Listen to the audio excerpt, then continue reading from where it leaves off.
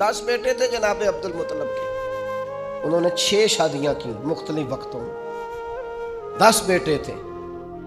نبی پاک علیہ السلام کی دادی جو ہیں سگی دادی، ان سے 3 بچے ہوئے جناب عبد المطلب کے، ایک حضرت عبداللہ، ایک جناب ابو طالب اور ایک زبیر۔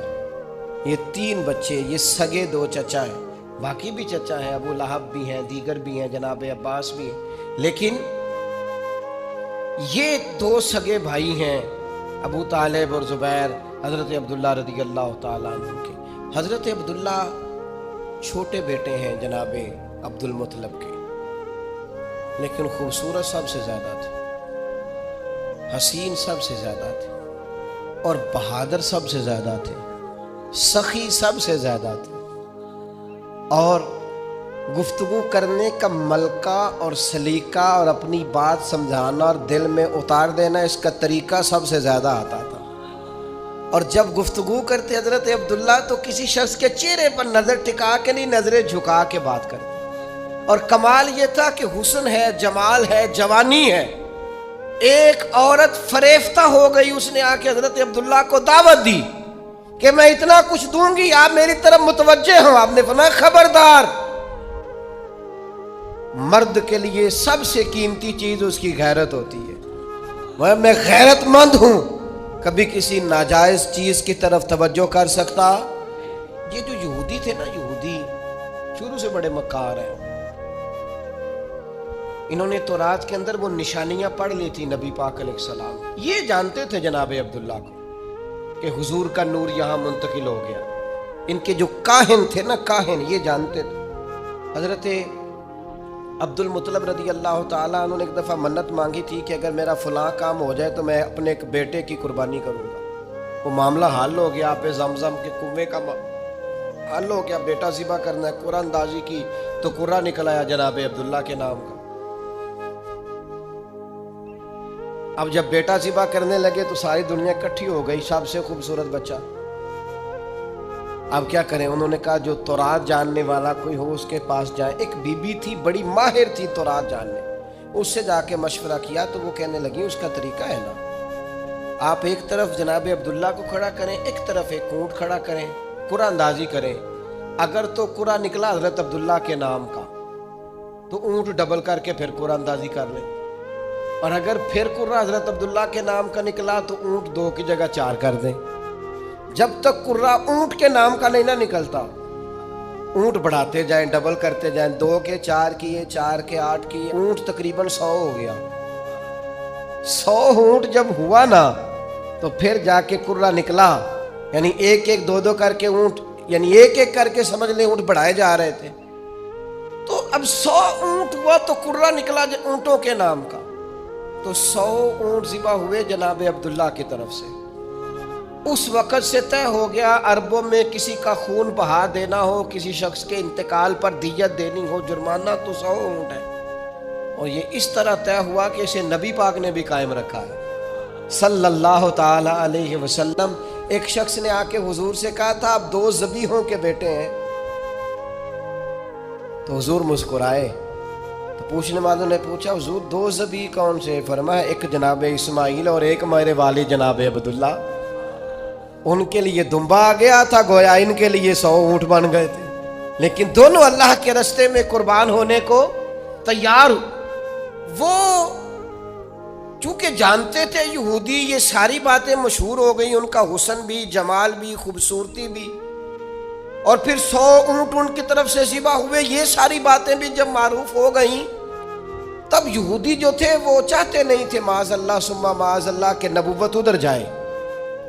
وہ تو اتنا جانتے تھے حضور کو کہ قرآن کہتا ہے یعرفونہ کما یعرفون ابناءہم، وہ تو محبوب آپ کو اس طرح جانتے ہیں جس طرح بندہ اپنے بیٹوں کو جانتا ہے، یعنی 2 بچے جڑواں ہوں تو کوئی اور پہچانے نہ پہچانے، ماں باپ پہچان لیتے ہیں، یہ تو اس طرح جانتے ہیں جس طرح اپنے بیٹوں کو جانتے۔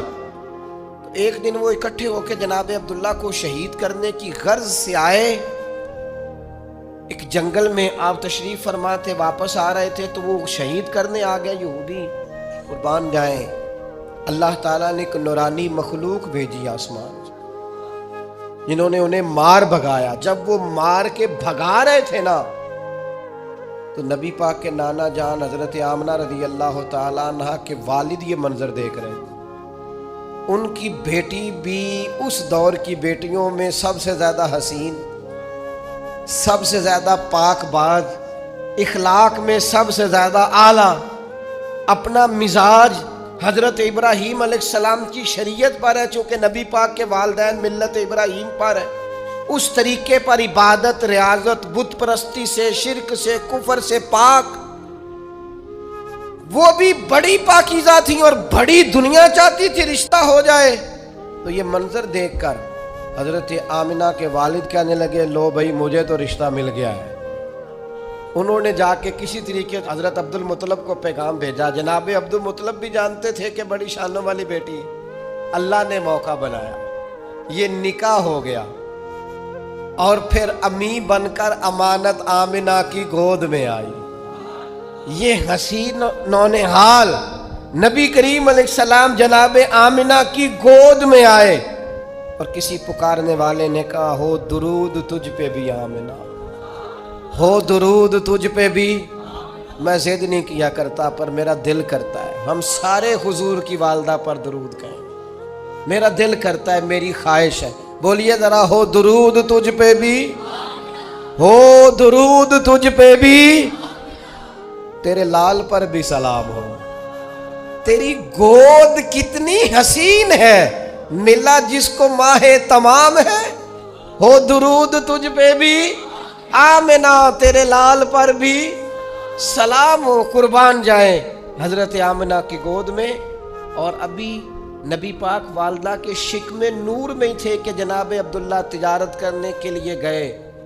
آپ کے والد، بعد میں لکھا ہے آپ کے ننہال تھے، بعد میں لکھا ہے آپ کے والد کے جناب عبد المطلب کے ننہال تھے مدینے میں. وہاں واپسی پہ جناب عبداللہ کا وصال ہو گیا، بخار ہوا، انتقال ہو گیا. اور پھر 6 سال عمر تھی یا 4 سال عمر تھی، با اختلاف روایات جناب آمنہ حضور کو لے کر گئیں قبر پر جناب عبداللہ کی، اور واپسی پر مقام ابوا پر ان کا بھی وصال ہو گیا. اور جناب ام ایمن کہتی ہیں جناب آمنہ کا جب وصال ہو رہا تھا تو مجھے بیٹا تھما کے، پیارے محمد صلی اللہ علیہ وسلم کا بازو مجھے تھما کے کہہ رہی تھی میرے بیٹے کا خیال رکھنا.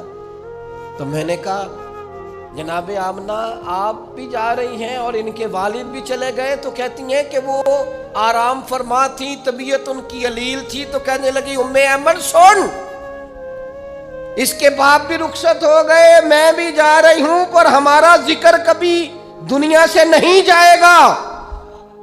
ہمارا ذکر تا صبح قیامت، بعد قیامت بھی ہمیشہ ہوتا رہے گا. تو جناب ام ایمن کہتی ہیں میں نے کہا وہ کس طرح؟